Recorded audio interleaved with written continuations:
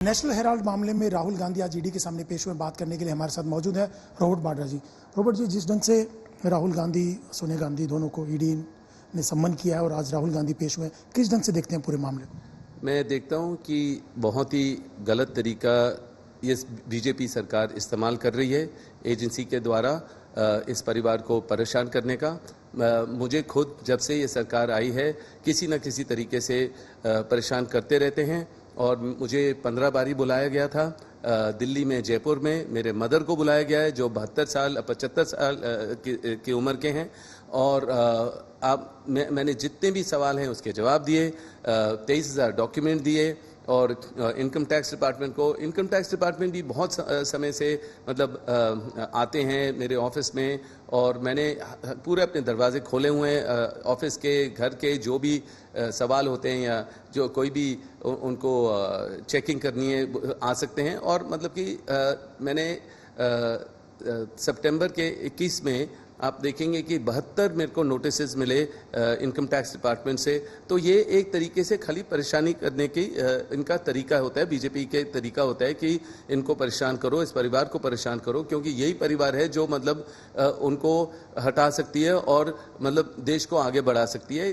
अभी आप देखेंगे कि बीजेपी के स्पोक्सपर्सन ने कितना गलत बोला और उसके वजह से इतना माहौल खराब है देश भर में।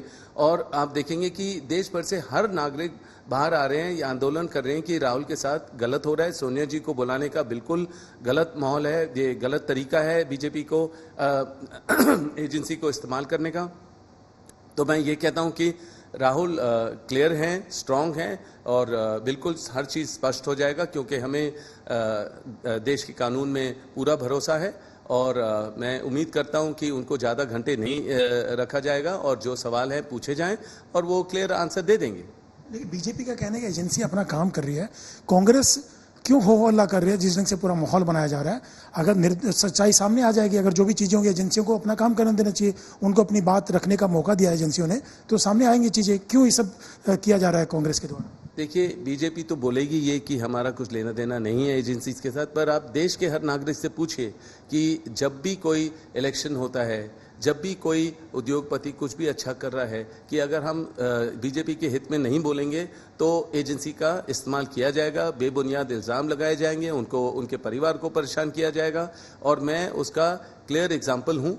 और अब जितना भी आप परेशान करोगे उतना एक आदमी स्ट्रांग ही होता है। और मैं ये कहूँगा कि अब झेलने की क्षमता है कि कितने भी एजेंसीज को बुला लो, जो भी करना है करो, क्योंकि मतलब हाँ इतने समय से चला आ रहा है ये। बीजेपी कहती कोई अपराधी, ये थोड़ा कहता है कि मैंने अपराध किया है, तो अब एजेंसियां अगर बुला रही हैं तो सच्चाई सामने आने दो। तो हमने कभी इनकार नहीं किए, पर हमेशा आप देखेंगे कि जो समय वो इस्तेमाल करते हैं कि कोई इलेक्शन है, कोई प्रचार कर रहा है, कोई कैंपेन कर रहा है, तो उस टाइम पे उनके परिवार को परेशान करने का तरीका होता है। कोई गवर्नमेंट ने गलत किया है, वो पूरा देश मतलब उनसे नाराज़ है, तो उस टाइम पे मेरा नाम उछाला जाता है या कोई और किसी को परेशान किया जाएगा कि उनकी जो नाकामियां हैं उसको दूर करने के लिए वो मेरा नाम इस्तेमाल करते हैं। तो मुझे लग रहा है कि जो टाइमिंग होती है वो गलत है, तो उसका लिंक ज़रूर बीजेपी से ही बनता है।